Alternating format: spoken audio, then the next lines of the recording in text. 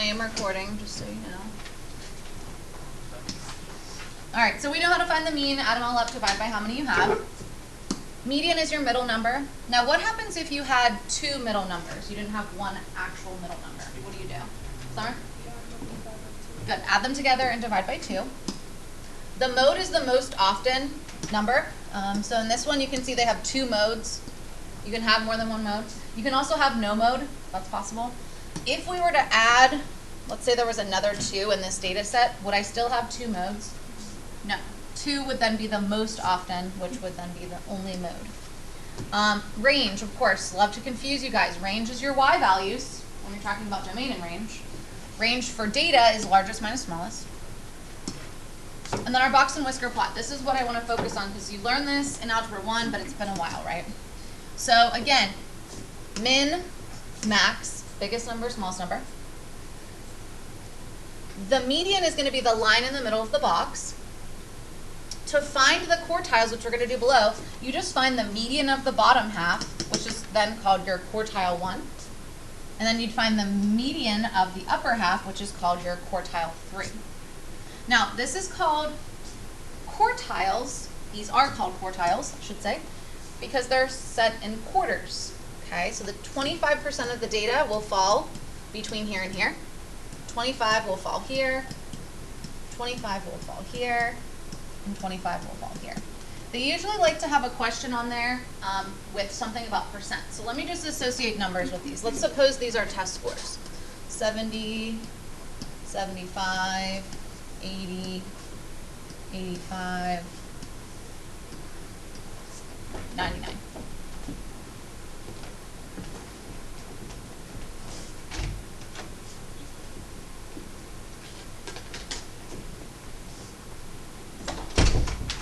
Okay, so a question that Keystone might ask is, what percentage of the test scores were greater than 85? What percentage of the test scores were greater than 85? What would the answer be? 25%. Okay. What percent of the test scores are less than 80? What percentage? Very good. 50. We'd have to add 25 and 25. What percent of the test scores are greater than 75? 75%, adding 25, 25, and 25. Okay, so you will see questions like that. I just want to make sure you understand that. And then the other thing they can ask you for is the interquartile range.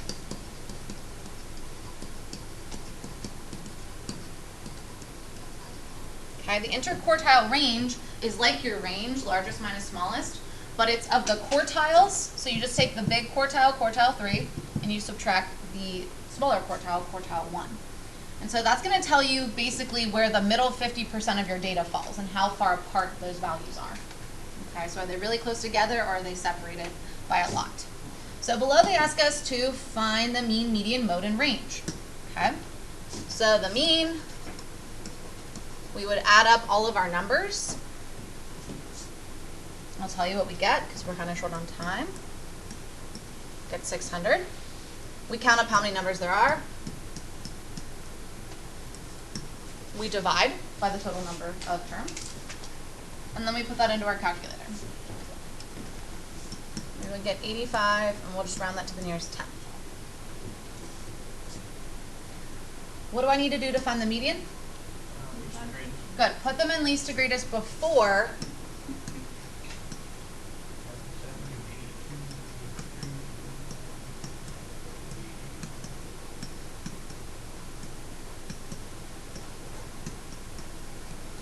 Now I still will count them to make sure that you didn't forget one somehow, because that can throw up all your answers.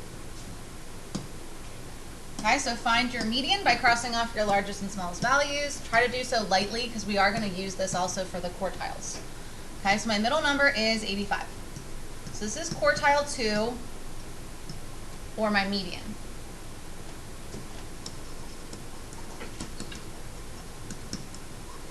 Okay, while I'm on this idea of the median, I'm not going to find the mode and stuff. I'm going to wait to do that later. I'm going to go ahead and find my quartiles because I'm going to have to create a box and whisker plot. So once you find your median, you will find the median of the bottom half and the top half. You don't include this number, okay? And if it were not a number, if it were like a number in between the two numbers, you wouldn't include that, but you would include the ones on either side, okay? So we find the median of these three numbers. So crossing those off, I get 82 is my quartile 1. Do the same thing with the top half of data, and we find 88 is our quartile 3. Okay, those are going to be used on my box and whisker plot that I'm going to do on the next slide. They also want us to find the interquartile range, so we'll do that right now. Could write and do it later, it doesn't really matter. We're taking Q3 minus Q1. So 88 minus 82 gets me 6. Okay, and what would my mode be? There's no mode. None of the numbers repeat. And so we have mean, median, mode, interquartile range. How about just the range? What? Range is 21. We would take 98 minus 77, our largest minus our smallest. Lainey? 88 minus 86. It's not. Oh. I wrote this wrong number. It's 82. So I started writing the answer in the question. Thank you.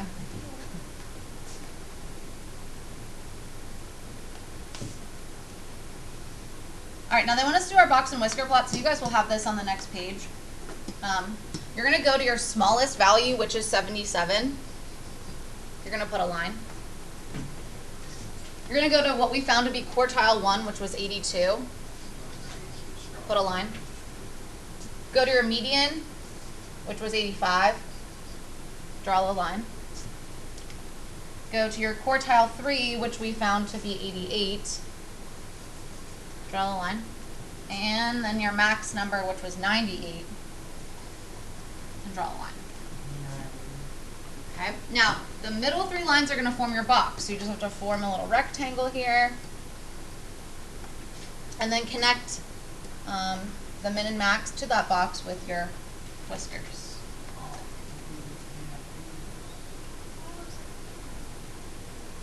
Okay, now even though it looks like it's skewed more down here, this is still always 25, 25, 25, and 25. Okay, even if it looked like all scrunched in one part of the graph, it's still always 25%. Okay. All right, the next one is our stem and leaf plots, which you guys already know how to do, but I wanted to review a back-to-back one where you have 2 stem and leaf plots in one picture. All right, so we have Department A, and these are phone calls made to police stations, and Department B. All right, so if I were to list out all of the terms for Department A, would I list 30 as one of the calls? No. This 3 is only here because of this 31 on the other side. There would need to be a 0 there if they wanted you to use 30 as a data point, okay? So you would start, and again, you will start with your stem, and you'll actually work backwards. So this would be 42, then 45, then 53, 57, 58, 67, 68, and 71 for Department A. They want us to find the median. So we would cross off until we find our middle value. This one happens to have 2 values, okay, which we know it'll be 57.5, but in case the numbers were not so close together, we would add those and then divide by 2, and we will get 57.5. For the range, we're going to take the largest number, which was 71, minus our smallest number, which was 42, and we will get 29. All right, now I know a lot of you do the median in the stem and leaf plot, which is okay, as long as you do it correctly. I'll show it for Department B. So we cross off the biggest number is 69, the smallest number is 31, then 67, 35, 63. Now be careful, it goes 43 would be the next smallest. So the 2 numbers I'm in between are 49 and 52. So I'd add those together and then divide by 2. 50.5. Make sure in your calculator that you would either hit enter before you divide by 2 or group them. Because if you don't, it'll divide 52 by 2 and add it to 49. Careful. And then our range will be 38. Largest was 69 minus 31. The rest, go ahead. Yes? Oh. the questions are mostly data analysis and prediction. So they tell us that Joan invested $12,000. How much did she invest in CDs? So we would just look at the graph. We see it's 13%. So we know if we have a percent, we want to change that to a decimal. So that would be 0.13. And we'll multiply that by 12,000. We'll get answer choice 1. You also could take each answer and divide it by 12,000 and see which one gets you 13%. Would be another way to do it. The next one is a box and whisker. Okay, which conclusion can be made using this plot? The second quartile is 600. Is that true? No. This is the first quartile. This is the second quartile. This is the third. So it's 400. So that's out.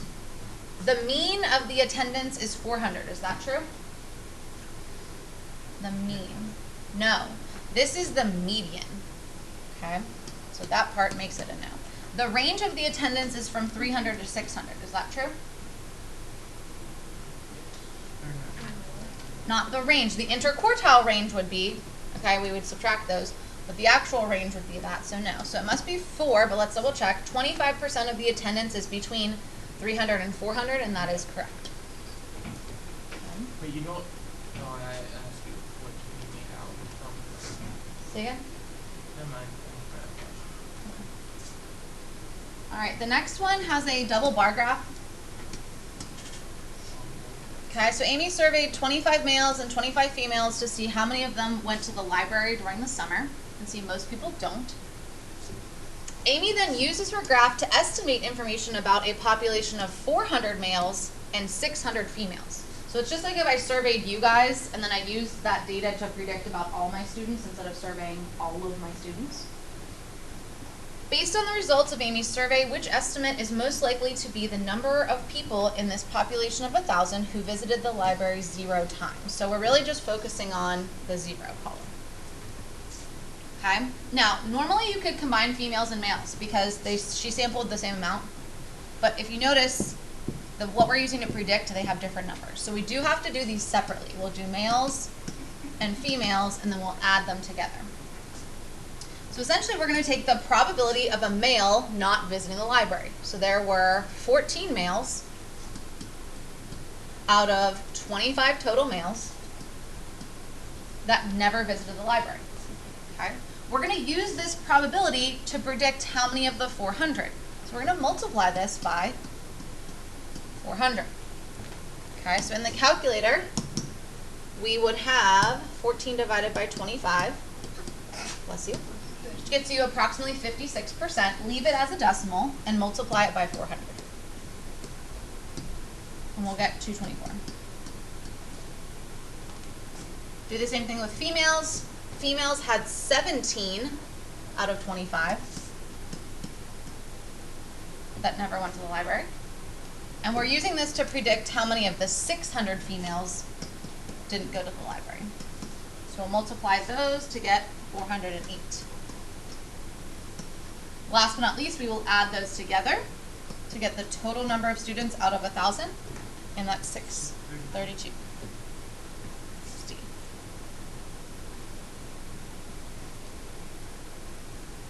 Okay.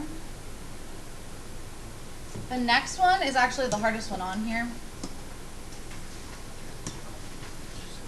In case you guys need to leave, you're doing the whole packet except 30. So you'll skip 30. All right, so it says the cast of a play put out 12 performances. Okay, they sold more tickets for each performance than they sold to the performance immediately before it, and the box and whisker plot shows the data. The cast sold 112, 114, and 116 tickets for their first 3 performances. How many did they sell for their 4th? So the mistake a lot of you will make, you have 112, 114, 116. You're like, they added 2, they added 2, they added 2. I would just add 2 and pick A. Okay, and you would be wrong. Okay, so remember there are 12 performances. So I have 12 performances. You can also notice that we have the 4 quartiles. So 12 divided by 4 will get me that really there were 3 that fall 3 of the performances fall in between those. Okay, now we can see what quartile 1 is, quartile 2 and quartile 3. We can also see the min and the max. So the maximum, remember, this one has to be 140, right? You know that. But if you were to find the median, if you were to cross off all the values, the median would actually be a number in between two numbers, because you would cross off all of these 6, and then the median would be a middle number, okay? Which we do know the median is 130.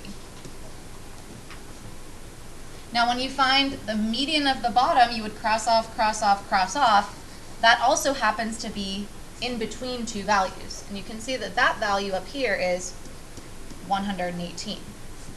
So basically 116, and what number would have 118 being in the middle of those two? 120. Okay, now if you're more of an algebraic person, you could put a variable there, and you could say 116 plus x divided by 2 equals 118, and then multiply by 2 and subtract if you prefer. Okay, but usually they don't put ones that are that easy. If it seems really easy, make sure you verify it without just thinking, oh, I just add 2 every time. Okay.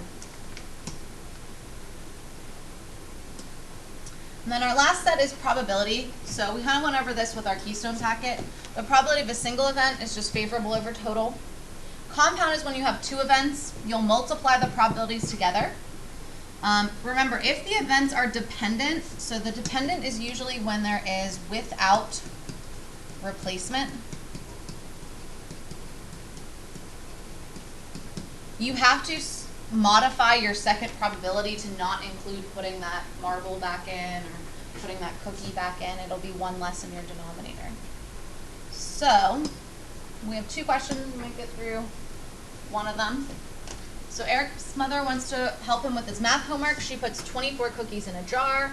12 of them are chocolate chip, 8 are oatmeal, and 4 are peanut butter. She has Eric select a cookie from the jar without looking. Next, without replacing it, that's very important to this problem, he picks a second cookie. What is the probability that he picks an oatmeal cookie first? So the probability of an oatmeal cookie, and a chocolate chip second.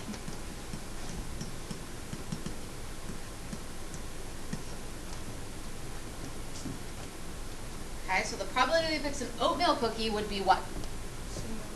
8 over 24. 8 oatmeal cookies over 24.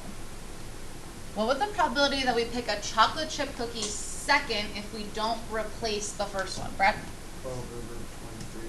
Very good. There are 12 chocolate chip cookies, but there are only 23 cookies left to choose from because we didn't replace it. And then to solve this, you can either reduce like 8/24 to be 1/3 and then multiply, or if you want, just multiply straight across the top. 8 times 12 is 96. 24 times 23 gets me 552. And then you can use your calculator to reduce that fraction for you. You get your decimal and press the math, very first option, frac, and we will get 4/23, which is B. Okay. The homework then is just to complete the rest of the packet. You are going to skip 30, which is one of the open-ended.